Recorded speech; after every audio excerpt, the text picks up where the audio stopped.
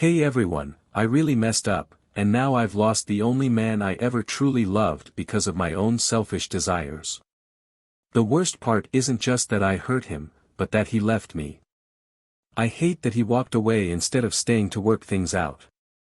I wish he had called me out, corrected me, and stuck around while I tried to fix my mistakes. Now I'm left disappointed, not just in the choices I made, but in how everything ended. I had a friend, a loving partner, a husband who was a gem, and I threw it all away for a meaningless fling. I was 19 when I met him, and he was 21. We met at the library. Before him, I had never been in a relationship. I hadn't even been on a date. I kept to myself, focused on getting my degree. I didn't want to get distracted by anything or anyone. He was the one who first approached me. He said he'd seen me around and thought I was beautiful. Then, he asked for my number. I turned him down immediately. I didn't want to know anyone. I just wanted to keep my head down and breeze through school. For months, he would come over and sit with my friends at our usual table in the library. Sometimes, he brought a novel to read, other times, he just engaged in conversations. I got used to seeing him every day. I started noticing how he would steal glances at me while I read. And, honestly, I started looking forward to those glances. Then, one day, he didn't show up. I asked my friends if they knew where he was, but no one had an answer. One friend bluntly said, "His life doesn't revolve around you. Maybe he got tired of waiting." Her words hit harder than I expected, and it wasn't until later that I realized why. I was falling for him, and the idea that he might have moved on hurt more than I wanted to admit. When he didn't show up the next day either, I started asking if any of my friends had his number. Maybe he was sick or in the hospital. But none of them did because I had specifically asked them not to. On the third day, he returned. He walked in with his friends but immediately made his way to the bookshelves. That day, for the first time, I paid attention to what book he picked up, a textbook for a class called SE 301. I even asked him, "Where were you? I didn't see you for 2 days." He smiled and responded sarcastically, "Oh, she speaks." Everyone at the table laughed. But I was serious. I had started to worry. I looked him directly in the eyes for the first time. He stared back, looking both surprised and amused. It was in that moment I realized how handsome he truly was. He wasn't tall or muscular, just average in build. But those blue eyes. I could get lost in them. And even though he was just 5'9", he had a presence that made him feel larger than life. He teased me, saying, "I doubt you even know my name." My friends laughed again, and I blurted out, "Nate." But he just shook his head and corrected me, explaining that his name was actually Nate, like the famous Marvel creator. He walked away after that, sitting at another table by himself. For the first time, I felt bad. I had hurt him, and I didn't even know his real name. I couldn't concentrate on my books after that. My friend noticed and urged me to go talk to him. After hesitating for what felt like hours, I finally gave in and approached him. I awkwardly apologized, to which he responded with a smirk, calling it the cutest anime apology he'd ever heard. We talked, and he explained that he wasn't mad, just preparing for an upcoming test. I asked him what his real name was, and with a smile, he introduced himself as Mark. Looking back now, I realize I never deserved him. I should have done things differently, but I didn't. Instead, I let my selfishness take over and lost him forever. We went on a date the very next day, and I was head over heels. But that was just the beginning of my journey to destroy what could have been the best relationship of my life. Our first date was perfect. Mark was funny, charming, and had a lot of interesting things to say. I loved how people looked at us with envy when we walked together. He told me during the date that he was the runner-up for Mr. UCLA, and I wasn't surprised. There were few guys who could match his looks or personality. I felt proud to be on his arm. Our relationship grew quickly after that. While we were at UCLA, we became something of a power couple. Everywhere we went, people took notice, but honestly, most of that attention was because of him, not me. I was his first everything, his first date, his first kiss, his first love. And, of course, he was mine. But here's the thing, I wasn't satisfied with that. He was always patient with me, always kind, but I let something toxic grow inside me. I started to feel resentful that I only had him on my list. He had been with other women before me, and I felt like I was missing out, like I wasn't enough. It was a stupid, immature mindset, but I couldn't shake it. After we got married, that feeling only got worse. We had been together for 5 years before tying the knot, and by the 3rd year, my thoughts were already straying. I wanted to experience more, to be with other men. And the worst part? I convinced myself that it was reasonable to want that. I brought up the idea of opening our marriage to Mark not long after we got married. The way he shut it down, though, it should have been enough to make me drop the idea completely. He said if I ever acted on it, he would leave. No questions asked, he told me. At the time, I was mad. I felt like he was being unfair, like he was trying to control me. How dare he refuse me when he had already lived his life before me? That's when I decided to wait. I told myself I'd bring it up again after we were married, and he would have no choice but to see things my way. I thought that once we were tied down, he'd have to accept it. Looking back now, I realize how manipulative and selfish I was. I wasn't thinking about Mark at all. I only thought about what I wanted, what I felt I deserved. And that's what eventually destroyed us. After we got married, I asked him again. I told him I wanted to explore other people, that it wasn't fair he had all this experience while I had none. I wanted to be worshipped by men the way he had worshipped other women before me. I'll never forget the way he looked at me when I told him we were opening the marriage, whether he liked it or not. Those words still haunt me. He was the only man who had ever loved me unconditionally, and I repaid him by throwing his love in his face. When I told Mark we were opening the marriage, I could see the pain in his eyes, but he didn't argue. He just sat there, staring at me, like he couldn't believe what he was hearing. After what felt like forever, he finally spoke, his voice quiet and broken. "Well, you've made your decision, so I guess that's that." Then he got up and walked away. Just like that. I remember asking him, "What was it you wanted to tell me?"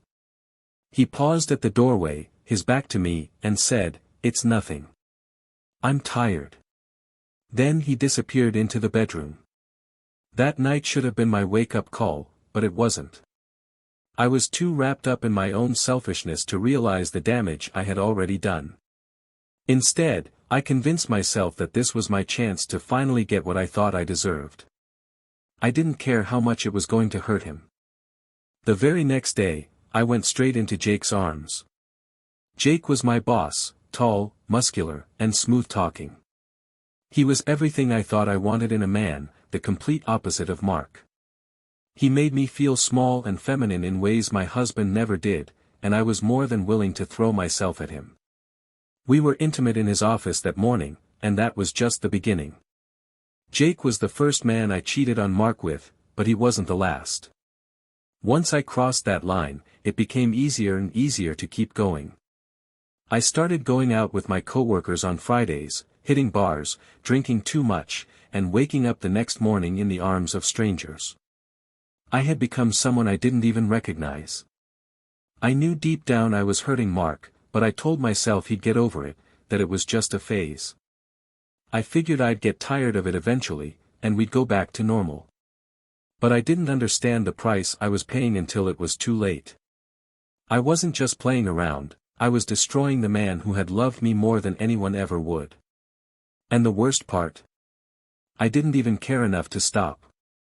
2 months after it started, I was getting ready for work one morning when Jake showed up at my house.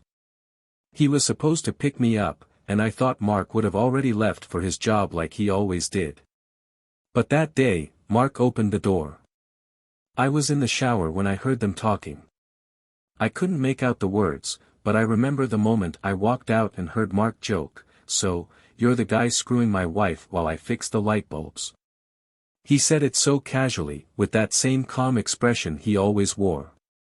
You could never tell what Mark was feeling. He didn't show anger, disappointment, or sadness. But the weight of that joke hit me hard.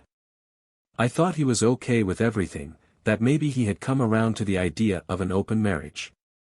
It never crossed my mind that he might be completely broken on the inside. On our way to the office that day, Jake laughed about Mark's reaction. He made jokes about how well my husband seemed to be taking the open marriage and even suggested that Mark might be into the idea of watching us together. It was disgusting, but at the time, I laughed along. I had become so numb to the reality of what I was doing. I had convinced myself that Mark didn't care, that he'd accepted this new version of our relationship. That Friday, instead of going out with my coworkers like I usually did, I booked a hotel room with Jake.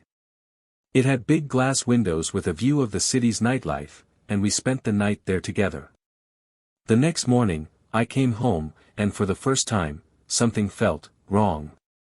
The house was eerily quiet. Mark and I never worked on Saturdays, and he always spent his mornings playing music, blasting his favorite songs. Even if I came home late or not at all, I'd wake up to the sound of music vibrating through the walls. But that morning, there was nothing. I walked through the house, expecting to find him in our home gym, but he wasn't there. I checked the kitchen, and while his favorite coffee cup was sitting on the counter, it was empty. I smiled at the thought that at least something was normal, but when I opened the cup, I found an envelope. Inside was a letter. I can't remember every word, but the message was clear enough. He was gone. Mark's letter cut deeper than I could have ever imagined. He told me that by the time I was reading it, he would already be on a flight to South Africa for a 5-year work program. The same program he had mentioned weeks ago, but I never cared to listen. In the letter, he reminded me that I had chosen to open our marriage, and now he was choosing to walk away. At the bottom Jake of the cup, under the letter, was his wedding ring. I felt like my entire world collapsed in that moment. He ended the letter with a note that haunts me to this day: "When I get back, we'll finalize the divorce." I hope Jake's dick, and the others, were worth it. I spent the rest of the day staring at that cup, unable to move, eat, or drink. Everything I had been telling myself, all the lies I used to justify my actions, shattered right there in front of me. I realized I had lost the best man I'd ever have because I wanted to chase some cheap thrill. I had destroyed everything. What followed was a year of complete misery. The day after Mark left, Jake's best friend, Ryan, showed up to collect all of Jake's things.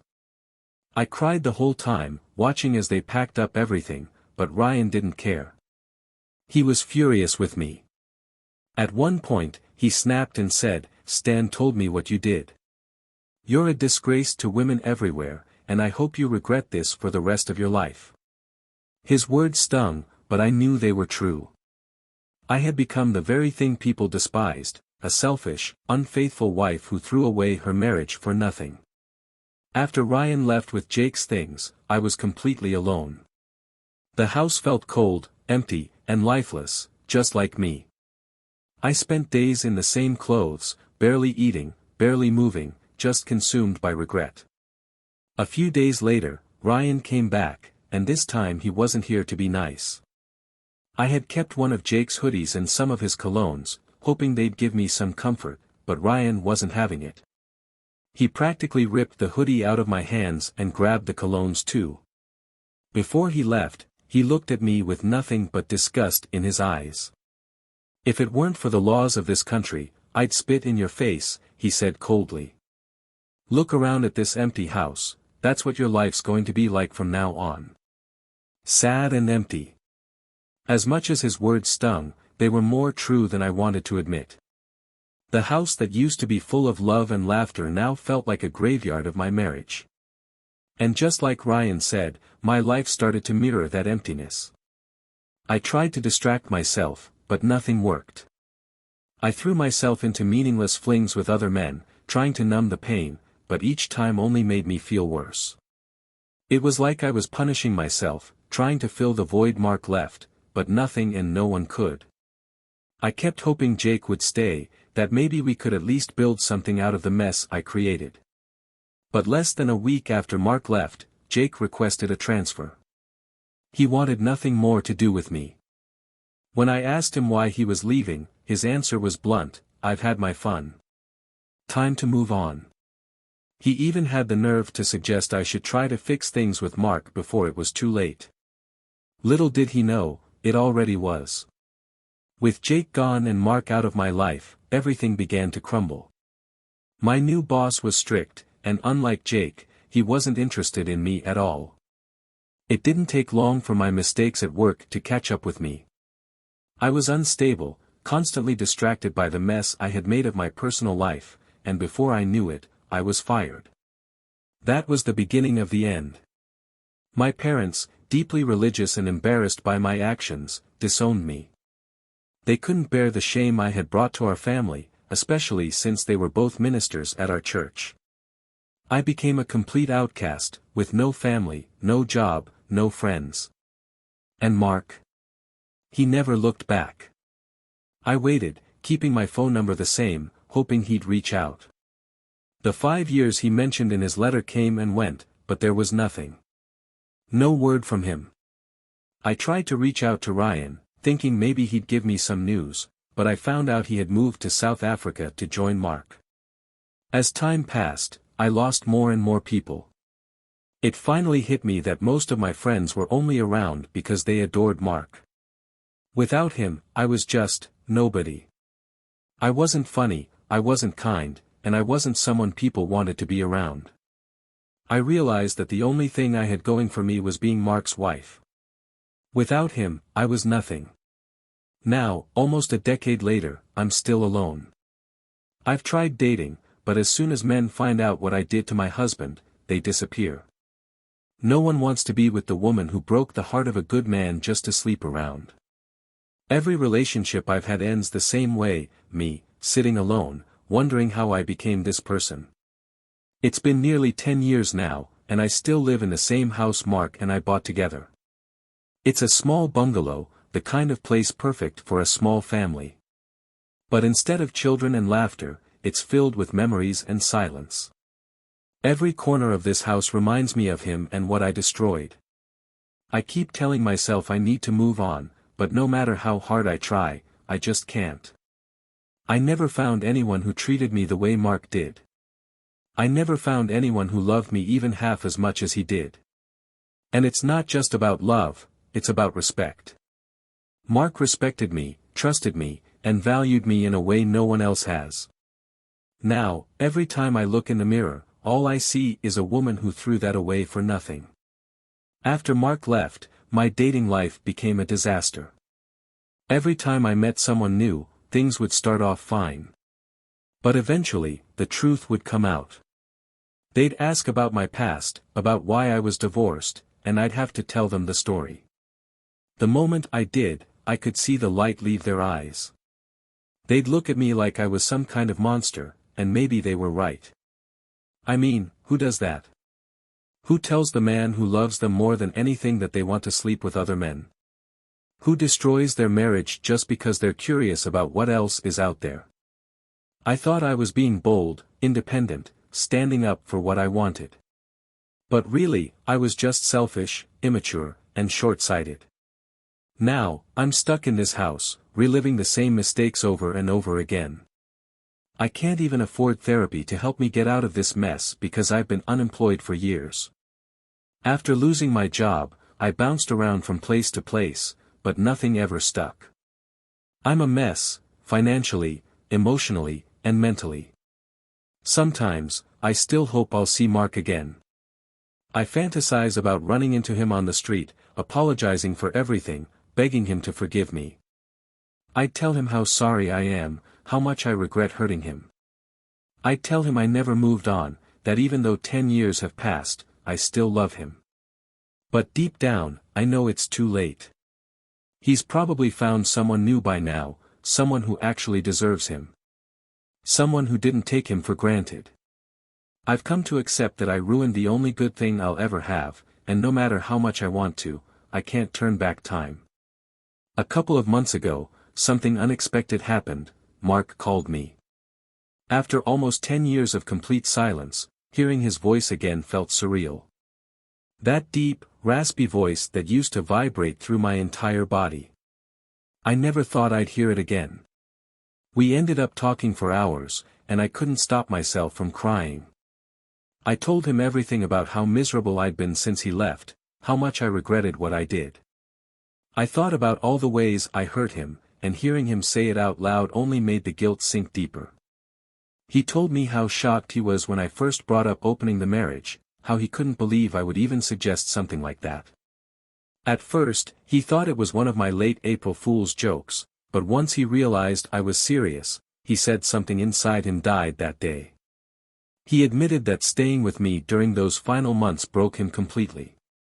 He felt like a fool for hanging around, hoping I'd change my mind, while I just kept pushing for something that destroyed everything we had. When I asked him why he didn't come back after those 5 years in South Africa, his answer gutted me. He said it took him all that time just to get over me, to start feeling happy again. By the time the program ended, he didn't want to see me or risk losing the peace he had finally found. I could hear in his voice how much I had hurt him, how my actions shattered the trust we once shared. And I cried even more because I realized he would never look at me the same way again. Still, we reminisced about the good times, and for a moment, it felt like we were back in those happy days. But it didn't last. He told me he was coming back to the US for a visit, and when I heard that, a small part of me hoped we could rebuild something. But when he came to see me, reality hit hard. He wasn't here to reconnect. He came to drop off the divorce papers. I watched him walk through the house we once shared, his eyes scanning the empty rooms, the spaces that once held our life together. When he saw the cup on the counter, the one where I'd found his letter and wedding ring, he just shook his head. I could see the pity in his eyes, and for the first time, I realized how broken I must have looked to him. He asked me about Jake, referring to him as the tall, ugly buff man, and I had to tell him the truth. I explained how Jake had used me for a couple of months before leaving me behind like I was nothing. Mark just sighed, shook his head again, and said, "So, 2 months of sex was worth throwing away a 7-year relationship?" I wanted to say no, to take it all back, but it was too late. I told him that no man had ever treated me the way he did, not even Jake. No one came close to knowing me the way Mark had, and it hurt to admit that I had thrown away something far better than what I was chasing. In that moment, I knew it was over for good. Mark had moved on, and I was the one left clinging to the past. After our conversation, Mark offered me something I never expected. He said he'd pay for me to get therapy. I was stunned. Even after everything I had done, after all the pain I put him through, he still cared enough to try to help me. That's the kind of man he is. He had every right to walk out of my life forever, to leave me drowning in the mess I created, but instead, he showed me kindness. He told me he had moved on, and that I deserved to move on too. Hearing those words was like a punch to the gut. I always held on to this fantasy that maybe one day we'd fix things, that he'd come back and we could start over. But in that moment, I knew it was truly over. He had built a new life for himself, one that didn't include me. And I had no one to blame but myself. He left the house that day, and for the first time, I didn't just feel regret, I felt a deep, crushing sense of loss that I couldn't escape from. As much as I hated myself for what I did, I hated even more that I let the only man who ever really cared about me slip through my fingers. We finalized the divorce shortly after, and just like he promised, Mark paid for my therapy sessions. I'm a month in now, and I can already feel the weight of my past slowly starting to lift. It's not easy, and there are days when I still feel like I'm drowning in regret, but I know I have to keep going. I owe it to myself to try to be a better person, even if it's too late for Mark and me. I think back to all the times he made me feel like I was the center of his world, like everything he did was for me. I didn't deserve that kind of love, and yet he gave it freely. I've spent so many years punishing myself for what I did, but now it's time to let go and start healing. I don't know if I'll ever fully move on from Mark. A part of me will always love him, and a part of me will always feel the sting of losing him. But I have to accept that our story is over, that the life I once dreamed of with him is gone. It's time for me to focus on picking up the pieces of my own shattered life and finding a way forward. I'm grateful for what he's done, even now. He could have left me in ruin, but instead, he gave me one last gift, hope. It's funny how it took losing him to realize what I had all along, but now I know. I can never undo the past, but at least I can try to build a better future, even if it's without him. As I move through therapy, I'm starting to understand just how deeply my selfishness ran. I spent years chasing thrills, thinking I deserved more, when the truth was I had everything I could ever want with Mark. My therapist says I need to stop beating myself up for what happened, but that's easier said than done. I can't help but replay all the moments where I could have done things differently, where I should have listened to Mark, where I should have appreciated him. I still live in the house we bought together, and every day I'm surrounded by the ghost of our marriage. The emptiness of the rooms is a constant reminder of what I lost. Sometimes, I sit in what used to be our bedroom and imagine what life would have been like if I hadn't pushed him away. I think about the family we could have had, the life we could have built together. But that's all it is now, an empty fantasy. My dating life is non-existent. I've tried, but no matter what I do, the story of my failed marriage always comes up, and once it does, the men I meet lose interest. I don't blame them. Who wants to be with a woman who destroyed her marriage because she wanted to sleep with other men? No matter how much I've changed or how much I regret what I did, that part of my past will always hang over me like a shadow. I'm 36 now, and it feels like my life has been stuck in place ever since Mark left. The world kept moving, but I didn't. I kept waiting for something, closure, forgiveness, a second chance, but none of that came. Mark's moved on with his life, and here I am, still picking up the pieces of mine. I don't know if I'll ever find someone who loves me the way he did. To be honest, I'm not sure I deserve it. I spent so many years taking Mark for granted, and now I'm left with nothing but regret. My friends are gone, my family disowned me, and I've lost touch with the person I used to be. The only thing I have left are the memories, and they're more painful than comforting. But therapy is helping, even if just a little. For the first time in a long while, I'm beginning to believe that maybe there's a future for me, even if it's not the one I wanted. I know I have a long way to go before I can fully forgive myself, but I'm trying. Mark's kindness in paying for my therapy feels like the final act of love he gave me, even after I destroyed everything. It's like he's giving me a chance to rebuild my life, even though he won't be part of it. Maybe one day, I'll be able to let go of the guilt, to forgive myself for losing the best thing I ever had. But for now, I'm just trying to get through each day without sinking back into the depression that consumed me for so long. Now that the divorce is finalized and I'm months into therapy, I'm slowly coming to terms with the reality of my situation. It took losing everything, Mark, my friends, my family, even my job, for me to realize the true cost of my actions. The selfishness, the recklessness, it all caught up with me, and now I'm left to deal with the consequences. There's a part of me that still hopes for some kind of redemption. Maybe one day I'll meet someone who can see beyond my mistakes, someone who will give me a second chance at love. But I'm not naive anymore. I know that what I had with Mark was rare, and it's not something I'll find again easily, if at all. I think about him often, even though I know he's moved on. I imagine him living a happy life somewhere, with a woman who appreciates him the way I should have. Sometimes, I torture myself by wondering if he's married again, if he started the family we once talked about. I wonder if he's happier now without me, and deep down, I know the answer is yes. The house is still the same, and sometimes I catch myself staring at the cup where I found his letter and wedding ring, as if somehow, it holds all the answers I've been searching for. I still haven't brought myself to throw it away. It's the last physical reminder of our marriage, and as much as it hurts, I can't let go of it. Maybe one day I'll be able to, but not yet. Looking back, I see how blind I was. I was so obsessed with the idea of having more, of experiencing something new, that I didn't realize I was already living the dream most people could only hope for.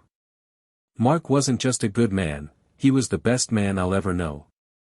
And I threw him away like he was nothing. But I can't keep living in the past. I've made peace with the fact that I'll never have Mark back, and while the pain of that realization is overwhelming at times, it's also necessary. I need to let him go. Holding on to this idea of us reconciling is only keeping me trapped in this miserable cycle. I'll never be able to move forward if I don't let go of the past. So, I'm focusing on myself now. The therapy is helping, and I'm starting to feel like maybe, just maybe, I can rebuild my life. It won't be the life I imagined, and it certainly won't be with the man I thought I'd spend forever with. But it can be something new, something that's mine. To anyone who's reading this, I hope you take my story as a warning. If you have someone who loves you, someone who treats you right, don't throw it away because of some fleeting desire. Don't make the same mistake I did. The grass isn't always greener on the other side. Sometimes, it's just an illusion, and by the time you realize it, it's too late. As for me, I'm still a work in progress. I don't know what the future holds, but I do know one thing, I'll never make the same mistake again. I'm learning to live with the regret, and I'm trying to forgive myself, even though it feels impossible most days. I may never fully heal from this, but at least I'm trying. And that's all I can do.